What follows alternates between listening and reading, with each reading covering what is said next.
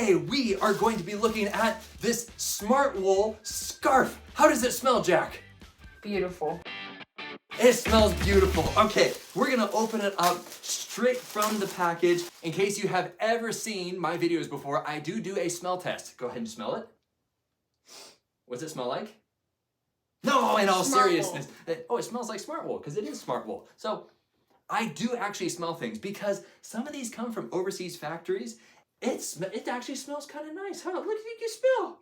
Take a big whiff. Come on, there we go. Nice. That actually doesn't have an unpleasant aroma. So odds are you're going to use this either to protect yourself from the corvids, the world's most dangerous disease in Ebola, or maybe you have a hostage and you have to put it around someone, right? You don't want to make the hostage uncomfortable by giving them a smelly rag on their face. So, right? Can you breathe very well? Yeah. We need to put plastic on his face.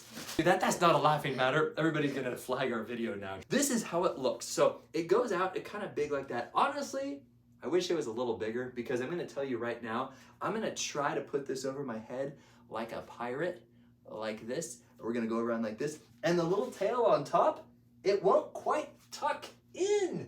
This has to be bigger. Oh, that's a shame.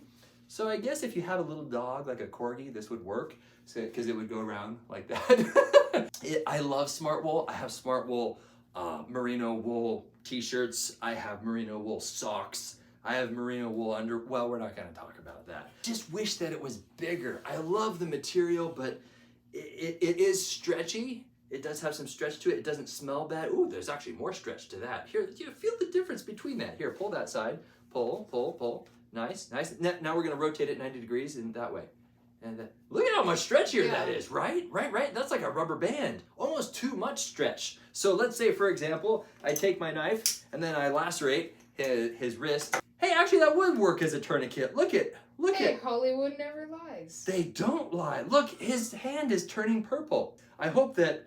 So I would give this a 4 out of 5 stars. In terms of the material, I do appreciate. The look is kind of nice. The size, I would give it a 5 out of 5 stars if the size was a bit bigger. It's like they were being stingy with it, right? Okay, so that's it, everybody. 5 out of 5 stars. I hope that this is helpful in determining whether or not this merino wool scarf is right for you. My name is Beau and Bye.